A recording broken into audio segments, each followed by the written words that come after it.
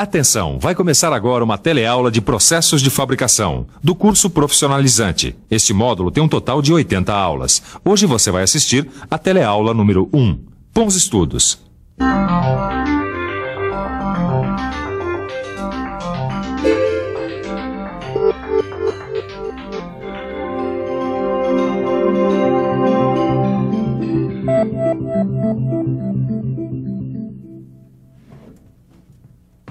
Oi!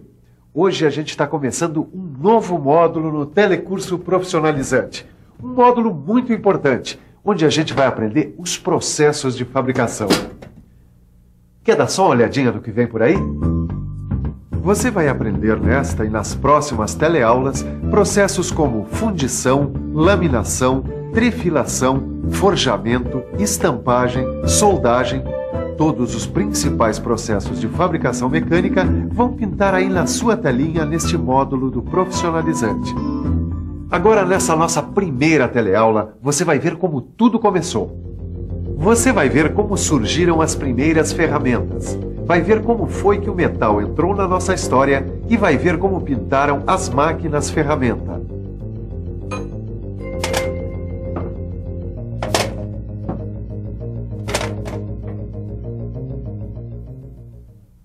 Pois é, como foi que tudo começou?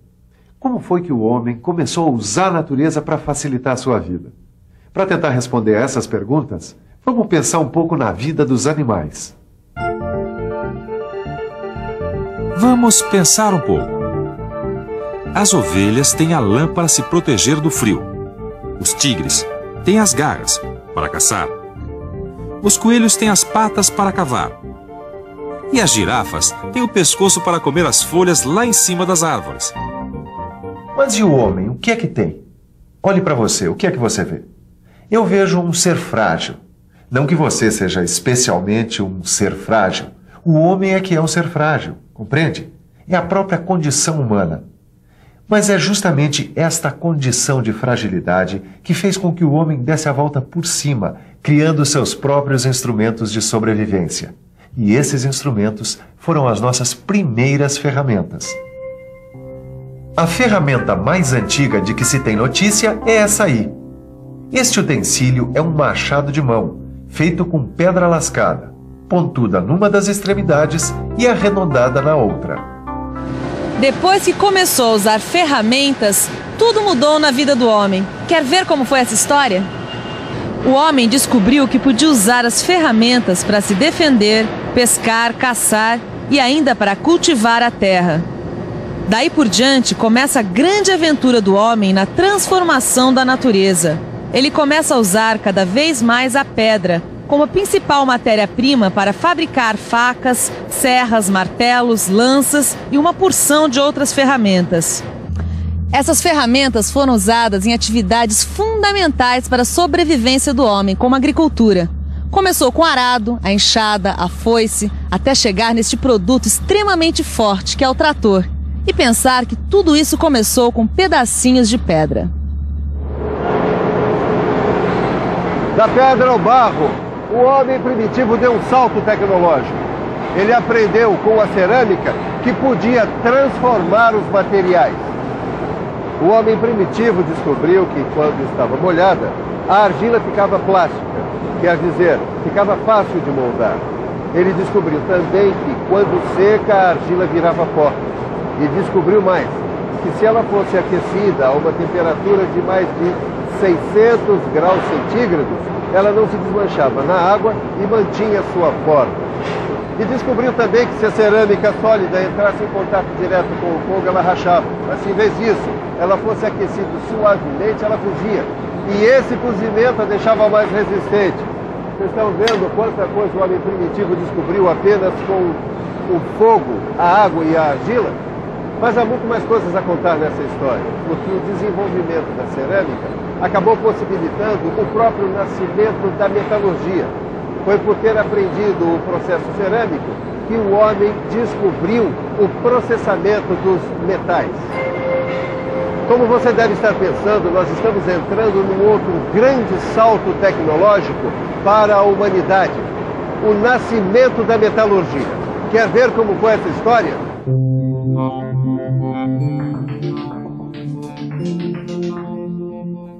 O homem descobriu que podia imaginar uma forma e usar a argila para materializar essa forma.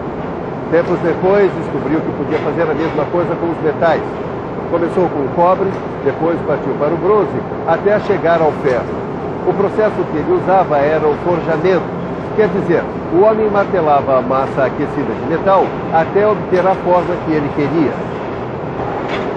E quanto mais o homem aprendia a forjar, a soldar e a dar acabamento nas ferramentas que ele fabricava, mais ele sentia a necessidade de se especializar em seu trabalho. Foi assim então que apareceram os primeiros profissionais da fabricação de ferramentas, os antecessores dos especialistas que hoje trabalham na indústria. Mas para chegar nesse trabalho especializado que você viu aí, o homem teve que superar várias etapas. Por exemplo, os fornos primitivos não conseguiam chegar na temperatura de fusão. Era complicado separar o material da escória, assim como era complicado aplicar um tratamento térmico na peça depois de fundida. Mas foi assim que a coisa evoluiu. Tanto é que 500 anos antes de Cristo, os artesãos já sabiam fazer um monte de ferramentas de ferro. Tenazes, punções, rodas hidráulicas, formões, foles, vários tipos de martelos e outras ferramentas já tinham um aperfeiçoamento bem razoável. Agora pense um pouco na importância dessas descobertas.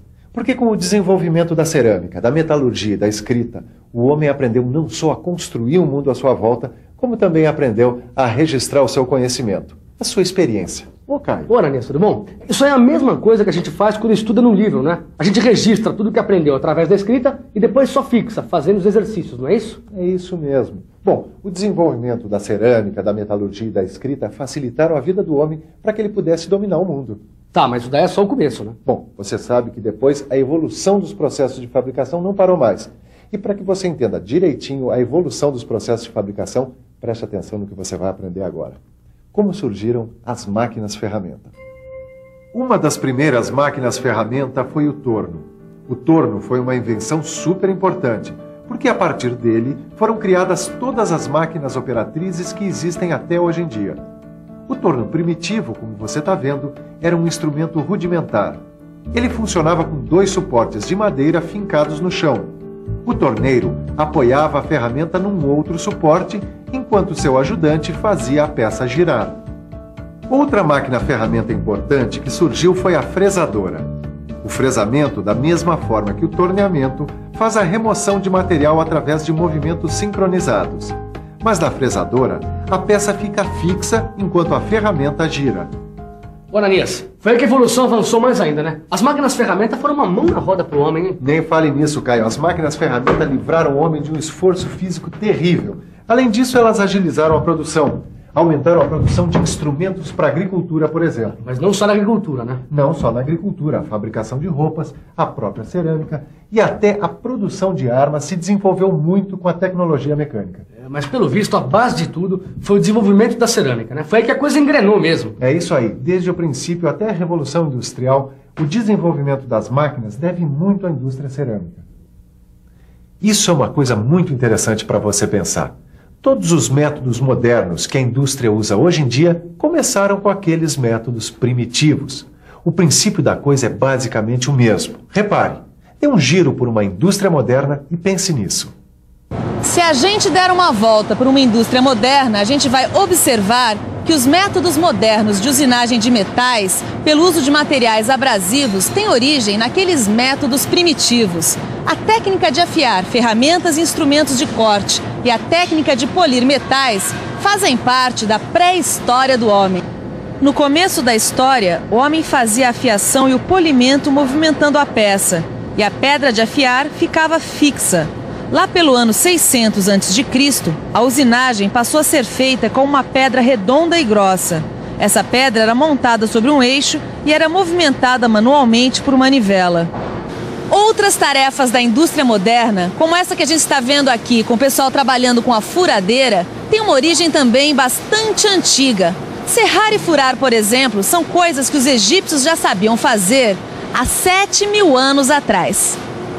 Veja, os egípcios faziam orifícios paralelos, muito perto uns dos outros. usando uma furadeira de arco. Isso é para você ver como todos os principais processos de fabricação foram concebidos pelo homem primitivo milhares de anos atrás. Tornear, afiar, polir, serrar, furar, soldar.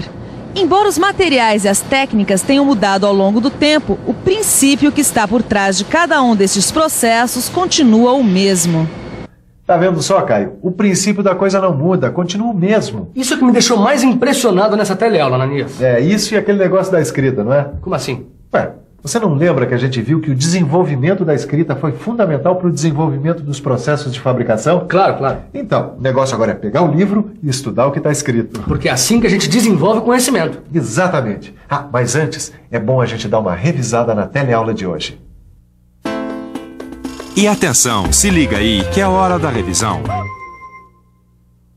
Na nossa teleaula de hoje, que foi a primeira do curso de processos de fabricação, a gente aprendeu como surgiram as primeiras ferramentas.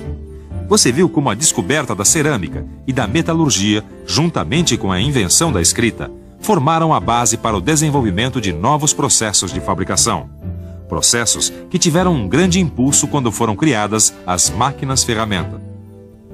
Bom, então agora você vai estudar direitinho essa teleaula no seu livro. É isso aí, e fazer os exercícios. É assim que se fala e é assim que se aprende. E você já sabe, pegue também o seu livro, dê uma boa estudada, procure também em outros livros técnicos e nas enciclopédias, porque é assim que se forja um bom mecânico. Um abraço, bons estudos e até a próxima.